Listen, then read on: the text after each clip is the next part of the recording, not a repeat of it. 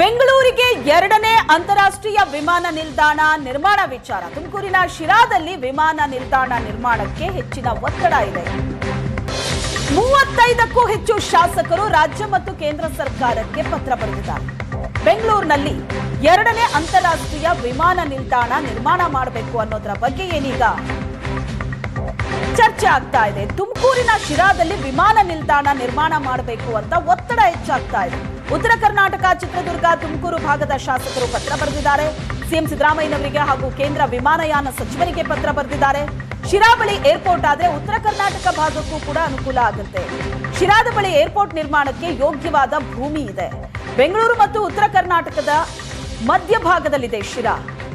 ಬೆಂಗಳೂರು ಸಮೀಪದಲ್ಲಿ ಏರ್ಪೋರ್ಟ್ ನಿರ್ಮಾಣ ಬೇಡ ಅಂತ ಪತ್ರ ಬರೆದಿದ್ದಾರೆ. ಕೇಂದ್ರ ವಿಮಾನಯಾನ ಪ್ರಾಧಿಕಾರದಿಂದ ಈಗಾಗಲೇ ಸ್ಥಳ ಪರಿಶೀಲನೆ ಆಗ್ತಾ ಇದೆ.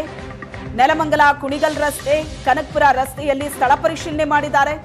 ಬೆಂಗಳೂರಿಗೆ ಸಮೀಪ ಏರ್ಪೋರ್ಟ್ ಆದ್ರೆ ಟ್ರಾಫಿಕ್ ಸಮಸ್ಯೆ ಅನ್ನೋ ವಾದವನ್ನ ಮುಂದೆ ಇಡ್ತಾ ಇದ್ದಾರೆ. ಈಗಾಗಲೇ ಟ್ರಾಫಿಕ್ನ ಸಮಸ್ಯೆ ಸಿಕ್ಕಾಪಟ್ಟೆ ಇದೆ. ಬೆಂಗಳೂರಿನ ಸಮೀಪ ಮತ್ತೊಂದು ಏರ್ಪೋರ್ಟ್ ಆದ್ರೆ ಟ್ರಾಫಿಕ್ ಸಮಸ್ಯೆ ಮತ್ತಷ್ಟು ಜಾಸ್ತಿ ಆಗತ್ತೆ, ಟ್ರಾಫಿಕ್ನ ಕಿರಿಕಿರಿ ಇರುತ್ತೆ. ಹಾಗಾಗಿ ಶಿರಾ ಬಳಿ ಏರ್ಪೋರ್ಟ್ ಅನ್ನ ನಿರ್ಮಾಣ ಮಾಡಬೇಕು. ಅಲ್ಲಿ ಏರ್ಪೋರ್ಟ್ ನಿರ್ಮಾಣಕ್ಕೂ ಕೂಡ ಯೋಗ್ಯವಾದ ಭೂಮಿ ಇದೆ. ಬೆಂಗಳೂರು ಮತ್ತು ಉತ್ತರ ಕರ್ನಾಟಕದಲ್ಲಿ ಮಧ್ಯಭಾಗದಲ್ಲಿದೆ ಶಿರಾ. ಹಾಗಾಗಿ ಶಿರಾ ಬಳಿ ಏರ್ಪೋರ್ಟ್ ಆದ್ರೆ ಉತ್ತರ ಕರ್ನಾಟಕ ಭಾಗಕ್ಕೂ ಕೂಡ ಅನುಕೂಲ ಆಗತ್ತೆ ಅಂತ ಉತ್ತರ ಕರ್ನಾಟಕ, ಚಿತ್ರದುರ್ಗ, ತುಮಕೂರು ಭಾಗದ ಶಾಸಕರು ಪತ್ರ ಬರೆದಿದ್ದಾರೆ. ಸುಮಾರು 35ಕ್ಕೂ ಹೆಚ್ಚು ಶಾಸಕರು ರಾಜ್ಯ ಸರ್ಕಾರಕ್ಕೆ ಮತ್ತು ಕೇಂದ್ರ ಸರ್ಕಾರಕ್ಕೆ ಪತ್ರ ಬರೆದಿದ್ದಾರೆ. ಸಿಎಂ ಸಿದ್ದರಾಮಯ್ಯನವರಿಗೆ ಹಾಗೂ ಕೇಂದ್ರ ವಿಮಾನಯಾನ ಸಚಿವರಿಗೆ ರಾಜ್ಯದಿಂದ ಪತ್ರ ಹೋಗಿದೆ. ಬೆಂಗಳೂರಿಗೆ ಸಮೀಪ ಏರ್ಪೋರ್ಟ್ ಆದ್ರೆ ಟ್ರಾಫಿಕ್ ಸಮಸ್ಯೆ ಆಗತ್ತೆ, ಬೇಡ ಅನ್ನೋ ವಾದವನ್ನ ಮುಂದೆ ಇಟ್ಟಿದ್ದಾರೆ. ಶಿರಾದಲ್ಲೇ ಏರ್ಪೋರ್ಟ್ ನಿರ್ಮಾಣ ಆಗಬೇಕು ಅಂತ ಟಿಬಿ ಜಯಚಂದ್ರ ಕೇಳಿದ್ದಾರೆ. ರಾಜ್ಯ ಸರ್ಕಾರದ ದೆಹಲಿ ವಿಶೇಷ ಪ್ರತಿನಿಧಿ ಮಾಜಿ ಸಚಿವ ಟಿಬಿ ಜಯಚಂದ್ರ, ಶಿರಾದಲ್ಲಿ ಏರ್ಪೋರ್ಟ್ ಆದ್ರೆ ಬೆಂಗಳೂರಿಗೆ ಹೆಬ್ಬಾಗಿಲಾಗಲಿದೆ. ನೆಲಮಂಗಲ, ಬಿಡದಿ, ಕನಕಪುರ ರಸ್ತೆಯಲ್ಲಿ ಏರ್ಪೋರ್ಟ್ ನಿರ್ಮಾಣ ಬೇಡ. ಎಲ್ಲಾ ಷರತ್ತುಗಳನ್ನು ಪೂರ್ಣಗೊಳಿಸೋ ಜಾಗ ಅಂದ್ರೆ ಅದು ಶಿರಾ ಮಾತ್ರ. ತುಮಕೂರು ಜಿಲ್ಲೆ ಶಿರಾದಲ್ಲಿ ಏರ್ಪೋರ್ಟ್ ಆಗಲಿ ಅಂತ ಟಿಬಿ ಜಯಚಂದ್ರ ಹೇಳಿಕೆ ಕೊಟ್ಟಿದ್ದಾರೆ. ಒಟ್ಟು 4 ರಾಷ್ಟ್ರೀಯ ಹೆದ್ದಾರಿಗಳಿದ್ದಾವೆ. NH4, NH544, ಆಮೇಲೆ ಇನ್ನೊಂದು NH63. ಇದ್ರ ಜೊತೆಗೆ 10 ಲೇನ್ ಬ್ಯಾಂಗ್ಳೂರ್ ಟು ಪೂನಾ ಆಗ್ತಾ ಇದೆ. ಅದು 10 ಲೇನ್ ಆಗ್ತಾ ಇದೆ ಅಂತ ಹೇಳಿದ್ರೆ ಅದು ಈಗಾಗಲೇ ಅದು ಸಂಪೂರ್ಣವಾಗಿ ಶಿರಾದಲ್ಲಿ ಪಾಸ್ ಆಗ್ತದೆ. ಸೊ ಹಾಗಾಗಿ ಇವತ್ತು ಟ್ರಾನ್ಸ್ಪೋರ್ಟೇಷನ್ಗಾಗಲಿ ಎಲ್ಲದಕ್ಕೂ ಕೂಡ ಹತ್ರ ಆಗ್ತದೆ. Bangalore to Sira is only 1 hour journey. So ಆ ಕಾರಣಕ್ಕೋಸ್ಕರ ಶಿರಾದಲ್ಲಿ ಯಾಕೆ ಮಾಡಬೇಕು ಅನ್ನೋದಕ್ಕೆ ನಮ್ಮದೇ ಆದಂಥ ಒಂದು ಈಗಾಗಲೇ ಮನವಿಯನ್ನು ಕೂಡ ಕೊಟ್ಟಿದ್ವಿ. ಮುಖ್ಯಮಂತ್ರಿಗಳಿಗೆ ಮನವಿ ಕೊಟ್ಟಿದ್ವಿ. ಕೇಂದ್ರದ ಸಚಿವರಿಗೆ ಇವತ್ತು ಸೋಮಣ್ಣ ಅವರು, ನಮ್ಮ ರಾಜ್ಯದ ಸಚಿವರ ಮುಖ್ಯಣ, ಅವರಿಗೆ ಕೂಡ ಇವತ್ತು ಮನವಿಯನ್ನು ತಲುಪಿಸುವಂಥ ಕೆಲಸವನ್ನು ಮಾಡಿದ್ವಿ. ಮತ್ತು ಬೇರೆ ಮಂತ್ರಿಗಳನ್ನೂ ಕೂಡ ಇವತ್ತು ನಾವು ನೋಡ್ತೀವಿ. ನಾನು ಕೂಡ ಈಗ ಒಂದು ಟೈಮ್ ತಗೊಂಡಿದ್ದೇನೆ. ಪಾರ್ಲಿಮೆಂಟಲ್ಲಿ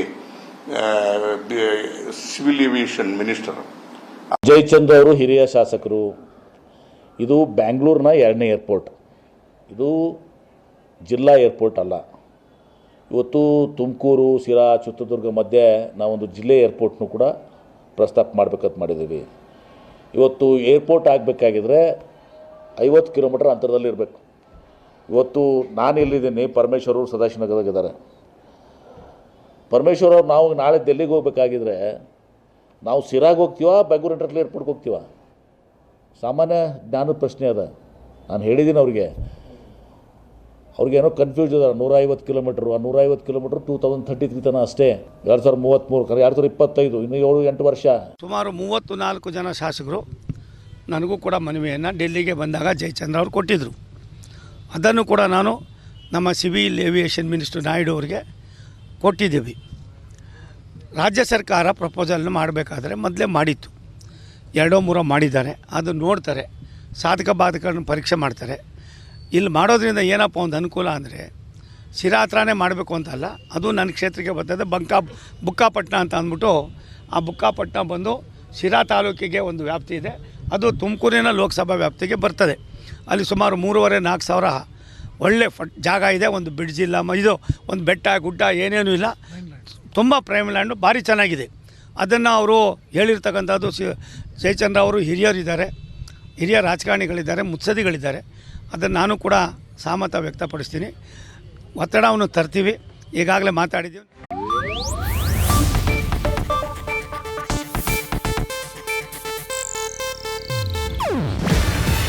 ಇದು ಏಷ್ಯಾನೆಟ್ ನ್ಯೂಸ್ ನೆಟ್ವರ್ಕ್ ಪ್ರಸ್ತುತಿ. ನೀವು ನೋಡ್ತಿದ್ದೀರಾ ಏಷ್ಯಾನೆಟ್ ಸುವರ್ಣ ನ್ಯೂಸ್.